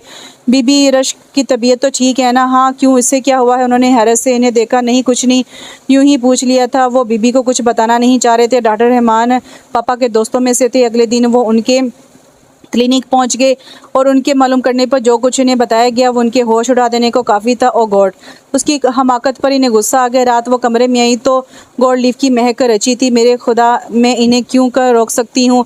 इसने बेबसी से सोचा। रक्ष, यहाँ आओ। इसने देखा उनके तेवर ख़तरनाक थे। जी, वो कुछ सहम कर इनके करीब जा खड़ी हुई। यहाँ बैठो, बेफिक्र हो, तुम्हारी इजाज़त के बगैर तुम्हें छूने तक का गुनाहगार नहीं हो सकता। आराम से बैठो, तुमसे ज़रूरी बात करनी है। पता नहीं क्या कहेंगे, धड़ धड़ करते दिल के साथ उसने सोचा। तुम्हारी तबीयत तो ठीक है ना? उन्होंने अचानक कहा तो वह हैरान नज़रों से उन्हें देखने लगी।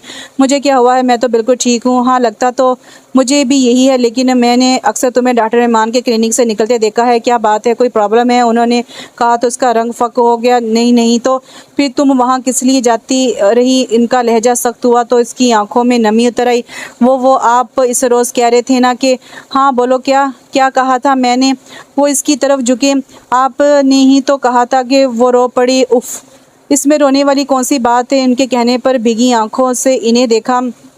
आप मुझसे कितनी भी नफरत करें, लेकिन मैं इतनी संगदिल नहीं हूँ कि आप इतने बीमार और मैं आराम से घर बैठी रहूँ, कुछ नहीं करूँ। मैंने डॉक्टर रहमान से बात की है। वो कह रहे थे कि अगर शुरुआत है तो इलाज हो सकता है। आंसू के दरमियान उसने बामुश्किल बात मुकम्मल की। वो कुछ देर उसे गौर से देखते रहे, फिर बेसाख्ता हंस दी। अच्छा, तो ये बात है। वैसे डॉक्टर रहमान से मैंने भी बात कर ली है तुम्हारे दिमाग के इलाज के लिए। जी, वो हैरान रहेगी। बेवकूफ़ हो तुम, बिल्कुल मुझे कुछ नहीं हुआ। वो जो मैंने तुमसे कहा था उसे समझने के लिए तुमने अपने जहन पर जोर ही नहीं डाला। खैर, वो अलग बात है। मैं मुकम्मल तौर पर ठीक हूँ और राइट, और तुम्हें अब वहाँ जाने की ज़रूरत नहीं है। लेकिन आप तो कह रहे थे। वो अब तक हैरान थी। हाँ, वो भी कुछ ऐसा गलत नहीं, लेकिन तुम्हें समझाना मुश्किल है। और वैसे भी बात नामुकम्मल छोड़कर वो सीधे हो गए। लम्हा भर पहले का खुशगवार मूड यकदम नाखुशगवारी में ही बदल गया।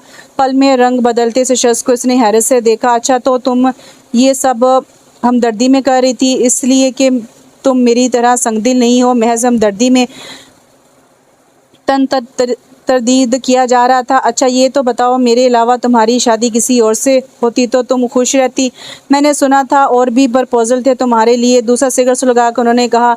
आप ये सब क्यों पूछ रही हैं? वो अपनी नासमझ में आने वाली बातों से उसे हमेशा हैरान कर देते थे। इस वक्त भी इनकी बातें इसकी समझ से बालातर थीं। क्यों तुम बताना नहीं चाह रही? कुछ छुपा रही हो मुझसे? रमला का पैदा करदा शक सर उभारने लगा। तुम्हारी बड़ी आपा के देवर खालिद और तुम्हारी फूफो के बेटे तो की ने भी तो तुम्हें प्रपोज किया था। यकीनन तुम जितनी दिलकश हो, तुम्हारे और भी उम्मीदवार होंगे। तुम्हारा इंतखाब उनमें से कौन था?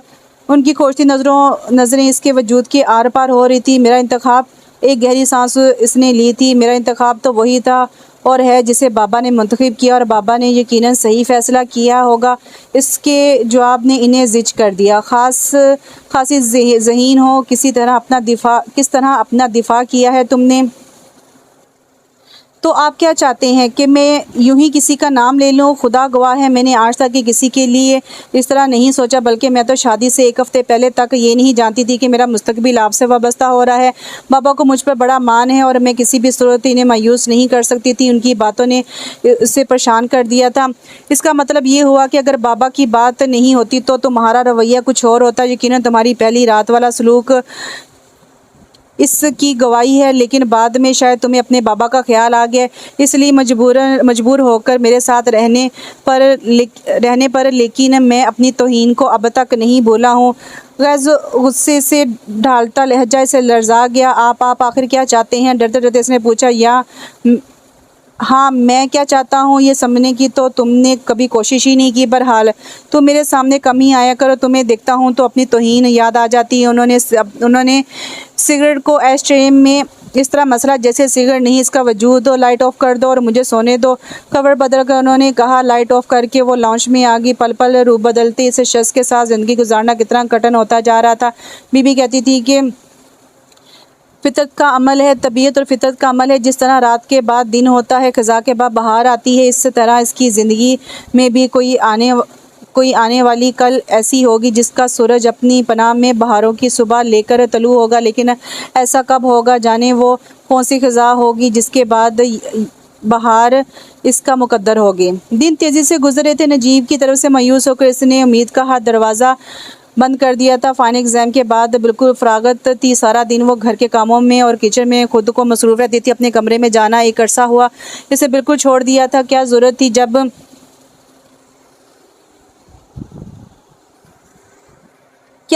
थी जब इसका वजूद इनको गवारा नहीं तो बार बार अपनी शक्ल क्यों दिखाई जाए। नजीब घर पर होते तो वो कोशिश करती कि कम से कम उनका सामना हो। बीबी वो अब भी इसे हौसला देती, लेकिन अब इसने इन सब बातों को पसे पुश डाल दिया था। इनका रवैया उसे बहुत कुछ समझा रहा था। फिर वो क्यों झूठी आस का दामन पकड़ती, खुद पर तवज्जो देना भी छोड़ दी थी। जब कोई सराहने वाला ही ना हो तो क्या फ़ायदा इन सब बातों का। अब कभी उनका सामना इससे होता तो वो हैरान रह जाते। कितनी खामोश और कितनी चुप चुप सी हो गई थी। उदास आंखों और सोगवार चेहरे के साथ खामोशी से काम करती होती। ये वो रक्षे हिना तो नहीं लगती थी जिसने उनके नाम से वाबस्ता होकर से घर में कदम रखा था। हल्के से लिबास में उलझे बालों के साथ थकी हुई सा चेहरा। वो चुपचाप उसे गहरी नज़रों से देखते रहते। पता नहीं वो क्यों इन दिनों खुद को इसका मुजरिम समझते। अगर वो इन्हें नापसंद करती होती तो इस तरह खुद पर हर खुशी हराम नहीं किए रखती। बगैर किसी सिले के वो किस तरह उनकी खिदमत करती थी, हर ज़रूरत पूरी कर रही थी बगैर उनके कुछ कहे। आखिर क्यों, जबकि वो बदले में से कुछ भी नहीं दे रहे थे सिवाय बेरुखी और नफ़रत के। वो क्यों इतना एहसार कर रही थी? हर वक्त ये सवाल उनके जहन में रहता था। रमला ने इसके ख़िलाफ़ जितनी बातें भी इन्हें ज़हन नशीन करवाने की कोशिश की थी, इसमें से एक भी सच साबित नहीं हुई थी। और जब से उन्होंने रमला और फैज़ान की गुफ्तगू सुनी थी, उनका खुद को मलामत करने का जी चाहा। रमला सिर्फ रक्श को नीचा दिखाने के लिए, उसे शिकस्त देने के लिए ये खेल खेल रही थी, वरना उसे इनसे कोई ख़ास दिलचस्पी नहीं थी माँ सिवाय उनकी दौलत के। हैरत के साथ कितना सदमा भी हुआ था इन्हें कि एक ऐसी औरत की खातिर वो इसके साथ कैसा सलूक रवा रखते थे। इस दिन के बाद उन्होंने रमला की पजीराई करना छोड़ दी थी। उनके बदले तेवर को देखकर वो हैरान ज़रूर थी, लेकिन अब भी पता नहीं किस उम्मीद के सहारे उनसे ताल्लुक़ को तोड़ना नहीं चाह रही थी। नजीब ज़हनी कशमकश का शिकार रहते थे। आजकल निगी के बेटे का बर्थडे फंक्शन था, उसका जाने का बिल्कुल दिल नहीं चाह रहा था, लेकिन बीबी के मजबूर करने पर चली गई थी। पता नहीं दिल क्यों घबरा रहा था। नजीब की गैर हाजिर सब ने ही महसूस किया। इसने काम ज़्यादा होने का बहाना करके इन्हें मुतमिन कर दिया था, लेकिन वो खुद अजीब सी घबराहट का शिकार थी। क्या बात है, तुम कुछ चुप चुप सी हो? नुज़रत खाला ने कहा तो वो ज़बरदस्ती मुस्कुरा दी। नहीं खाला, ऐसी तो कोई बात नहीं है, बस मेरी तबीयत ठीक नहीं है। इसने झूठ बोलकर इन्हें मुतमिन किया। नजीब भाई के बगैर दिल नहीं लग रहा क्या? निग्गी के मायने खेज जुमले पर वो बामुश्किल मुस्काई। इसी दौरान खुरम भाई ने इसे बीबी के फ़ोन का बताया। वो हैरान रह गई, बीबी ने क्यों फ़ोन किया? अनजाने खदशात ने सर उभारा और इसके वहम सही थे। बीबी ने जो कुछ बताया इसने बामुश्किल खुद को संभाला था। क्या हुआ हिना, खैरियत तो है ना? निग्गी ने उसके सफ़ेद पड़ते चेहरे को देखकर परेशानी से कहा। निग्गी, नजीब हॉस्पिटल में है, उनका एक्सीडेंट हो गया। इसने आशा से कहा। वो बिल्कुल बेदम हो रही थी। इसे मालूम भी नहीं हुआ कि उसका चेहरा आंसू से भीगता जा रहा था। हिना, खुद को संभालो प्लीज़, सब ठीक हो जाएगा, तुम इतनी परेशान मत हो। वो सब उसे तसल्ली दे रहे थे, लेकिन दर हकीकत सब ही परेशान थे। बेड पर बेबसी से लेटे नजीब को उसने देखा। बीबी, आप तो कहती थी कि मेरे आंगन में बहारें भी आएंगी, लेकिन ये सब वो फुट फुट कर रो दी। जब से नजीब हॉस्पिटल में थे वो एक मिनट के लिए भी वहाँ से नहीं गई थी। बाबा ने और सबने ही कोशिश की थी कि वो कुछ देर को घर चली जाए, लेकिन इसने सख्ती से मना कर दिया था। अब तो वो काफ़ी ठीक है, तुम जाओ, हम सब जो हैं। फ़िज़ा आपी ने कहा, जो नजीब के एक्सीडेंट का सुनकर आ गई थी। नहीं आपी, मुझे डर लगता है, खिदमत करो, ज़िद मत करो, देखो अगर तुम भी बीमार पड़ गई तो क्या होगा। जाओ, शाबाश बीबी, हिना को ले जाएं और कोशिश कीजिएगा कि थोड़ी देर सो जाए। आप ही के मजबूर करने पर वो आ तो गई थी, लेकिन सारे घर में चक्कर चकराती फिर रही थी। बेटा थोड़ी देर अपने कमरे में जाकर सो जाओ, शाम में तो जाना ही है, खुद को परेशान करती हो। बीबी के कहने पर वो मजबूरन कमरे में आ गई। एक एक चीज़ से इनकी खुशबू आ रही थी। नजीब के तकिए पर सर रखकर वो बेआवाज़ रोती रही। क्या है जो वो मुझे पसंद नहीं करते, खुद को इनकी मोहब्बत से आज़ाद नहीं कर सकती। घर आने के बाद वो खामोशी से उसे अपनी खिदमत करते देखते कितनी कमज़ोर और जर्द हो रही थी, लेकिन एक लम्हे के लिए भी इनसे गाफिल नहीं रहती थी। सारी सारी रात जाकर वो इन पर नज़रें जमाए बैठी रहती थी। वो शर्मिंदा हो जाते, इसे आराम करने को कहते, आप बिल्कुल ठीक हो जाएंगे, मैं आराम भी कर लूँगी, मैं अब ठीक हूँ, लेकिन तुम बीमार हो जाओगी तो मुझे अच्छा नहीं लगेगा, मेरी फ़िक्र नहीं करे। वो आंसू छुपाने को रुख मोड़कर कुछ करने लगती। उस दिन वो उनके लिए सूप लेकर आई थी। रमला आ गई, इसको देखकर इसके अंदर नागवारी की लहर दौड़ गई, लेकिन नजीब के ख्याल से वो इसे कुछ कह भी ना सकी। आप सूप पी लें। वो इसने सहारा देकर नजीब को बैठाया तो वह हैरानी से उसे देखने लगी। फिर इस रक्षे हिना कॉफ़ी मिलेगी। रमला ने ढटाई से फरमाइश की तो वो कुड़कर रह गई। वो शायद उसे वहाँ से भगाना चाहती थी। उसने एक गहरी सांस ली। रक्ष, बीबी से कॉफ़ी के लिए कह दो, नजीब ने कहा तो रमला फ़ौरन बोल पड़ी, ओ नहीं नजीब, मुझे हिना के हाथ की बनी कॉफ़ी पसंद है, बेहतर मैं लाती हूँ। वो चली गई तो रमला नजीब की तरफ मतवज्जो होगी, तो तुम आखिर इस लड़की के चक्कर में आ ही गए। हैरत है मुझे तुम पर, तुम तो कहते थे तुम इस ज़बरदस्ती के बंधन से आज़ाद होना चाहते हो, और अब ये लड़की, ओ माय गॉड, ये तो तुम पर चाह रही है और तुम इसकी खिदमतों से मुतासिर हो चले हो। वो गुस्से से फंका रही थी।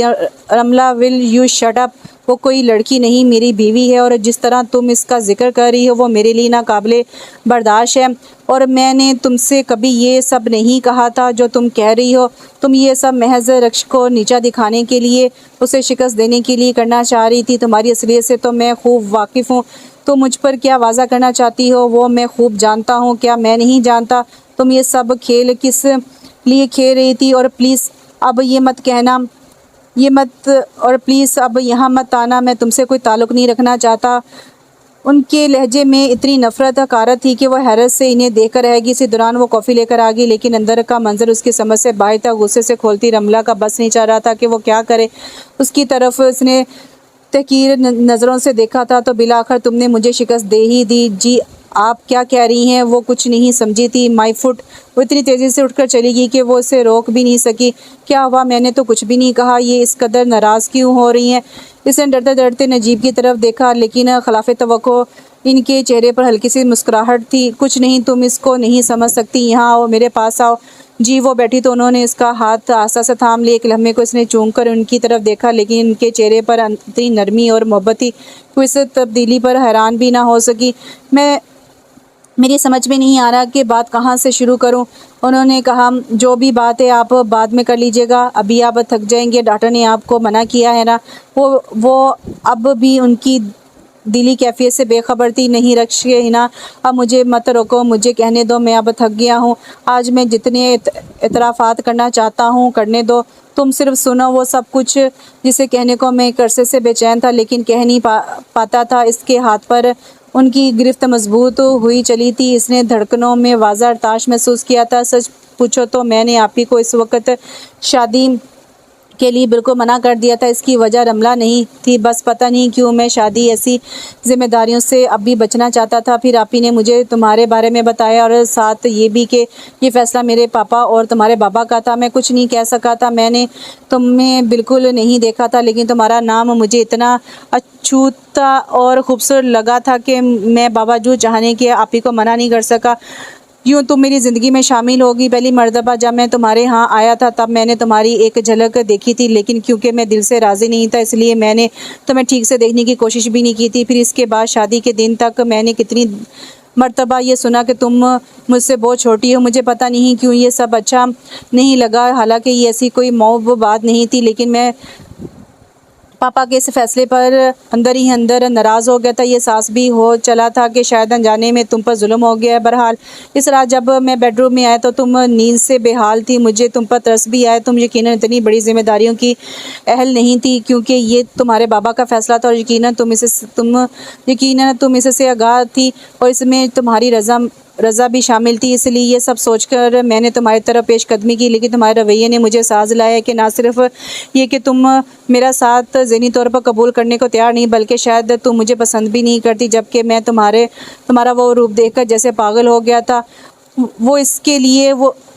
इसके लिए ये मुकाम हैरत था, लेकिन तुम्हारे रवैये ने, तुम्हारे गुरेज ने मेरे अंदर के अनापरस्त मर्द को जगा दिया। बस इस रात से मैं पूर जल रहा था, लेकिन तुम्हें कभी इसका एहसास नहीं होने दिया। जब तुम मेरे नज़दीक होती थी तो मेरा सलूक तुमसे जानकर ऐसा हो जाता कि तुम्हें गरा गुजरता था, क्योंकि मैं खुद से डरता था कहीं ऐसा कुछ ना हो जाए या कोई ऐसी बात ना हो जाए जो तुम्हारी मर्ज़ी के ख़िलाफ़ हो और बाद में मुझे पछताओं की नज़र कर दे। बस यही वजह थी कि मेरा सलूक तुमसे बदतर होता चला गया। कभी कभी मुझे तुम पर बेतहाशा गुस्सा आता। तुम खुद कितनी पुरसुकून लगती थी, मुझे बेसुकून करके तब मैं बेतहाशा सिगरेट पीने लगता, हालांकि जानता था तुम मेरी इस आदत को पसंद नहीं करती। वो एक लम्हे को रुके, वो सांस रोके, यकीन और बेयकीनी की कैफियत में इनके एतराफ़ात तो सुन रही थी। मैं जानता हूँ ये सब तुम्हारे लिए यकीनन नाकाबिल यकीन है, लेकिन यही हकीकत है। उन्होंने कहा तो वो चूक गई। बस उन ही दिनों में गैर महसूस तरीके से रमला में पनाह ढूंढने लगा। ये भी सोचता था कि तुम इस तरह जालिस होगी और अपने हक़ के लिए आवाज़ उठाओगी, लेकिन तुमने तो जैसे आंखें और कान दोनों बंद कर रखे थे। तुम यकीन करो, रमला से मेरी सिर्फ दोस्ती और कुछ भी नहीं, और वो जान गई थी कि तुम्हारे और मेरे ताल्लुकात वैसे नहीं जैसा कि होने चाहिए। बस इसी से फ़ायदा उठाकर वो तुम्हारे खिलाफ मुझे भड़काने की कोशिश करती।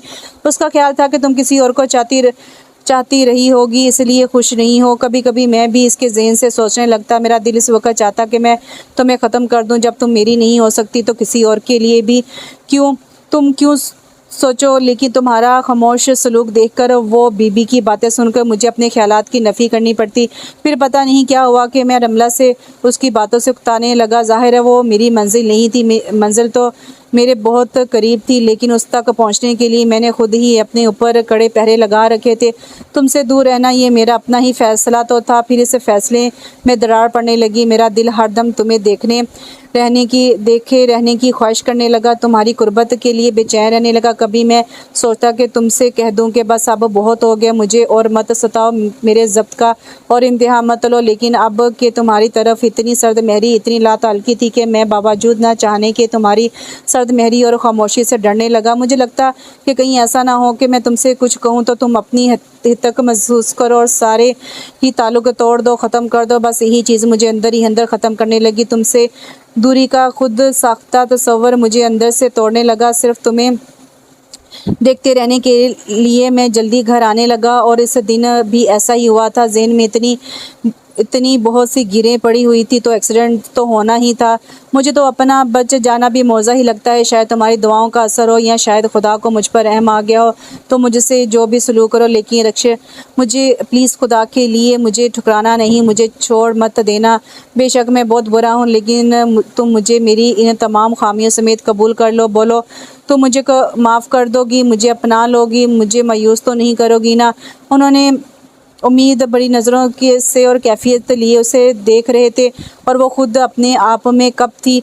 जब तुम पास होगी तो आंखों में नरमी और प्यार होगा। निगी की आवाज़ इसने अपने करीब महसूस की। औरत झुकती है तो झुका भी लेती है। सुबह का बुला शाम को बिला आकर घर लौटता है। किसी कल का सूरज तुम्हारे लिए भी बाहर की नवीद लेकर तलू होगा, बीबी ने कहा था। उसे बीबी की बात पर यकीन था, लेकिन फिर पता नहीं क्यों वो मायूस हो गई थी। लेकिन अपने करीब बैठी इस कलफज़दा मगरूर शख्स के मुँह से इतराफ़ात सुनकर उसे यकीन आ रहा था कि उसकी ज़िंदगी में वो सुबह बहारा तलू हो चुकी है। इसके चेहरे की मुस्कान गहरी होने लगी तो उन्होंने इसे अपने से करीब कर लिया। तुम्हें याद है ना कि अगले महीने हमारी शादी की दूसरी सालगिरह है। पिछले साल और आज से पहले जो कुछ हुआ इससे मैंने भी बुला दिया है, और तुम भी बुला दो। अब हम अपनी ज़िंदगी नए सिरे से शुरू करेंगे। और वो रुककर इसकी आंखों में झांकने लगे। और क्या, इसने बेयकीनी से पूछा। और ये कि आपी की बात भी अब मान लेनी चाहिए, उन्होंने कदरे शोखी से कहा। तो वो तो वो कुछ ना समझ सकी कौन सी बात। उसने सर उठाकर उनकी तरफ देखा। पहले जब आप ही ने कहा था तो मैंने कहा था अभी कोई जल्दी नहीं है, लेकिन मेरा अब ख्याल है कि देर नहीं होनी चाहिए। अगले साल शादी की सालगिरह हम 3 मनाएंगे। हम 3 कौन? वो हैरान थी। भाई तुम, मैं और वो जिसे आ जाना चाहिए था। उनकी शरारत से कही बात ने उसके चेहरे पर सुर्खियां बखेर दी थी और फिर इनके बुलंद होते कहके ने उसे बिल्कुल ही नर्वस कर दिया था। वो शर्माती हुई मुस्कुराहट के साथ इसने कमरे से जाना ही बेहतर जाना था। तो यहाँ पे ये नावल ख़त्म हुआ। नावल का नाम था नवीदे सुबह बहारा और इसकी राइटर थी रोशन आरा। अच्छा, ये मैं आपको बताती चलूँ, मैंने एक नया सिलसिला शुरू किया है डाइजेस्ट का। तो ये मैंने एक छोटा नावल लिया था डाइजेस्ट का, ताकि आप लोगों से पूछ सकूं कि आया इस तरीके से अगर नावल पढ़े जाएं तो आपको कोई प्रॉब्लम तो नहीं है। स्टोरी बहुत अच्छी थी, बहुत मज़े की थी।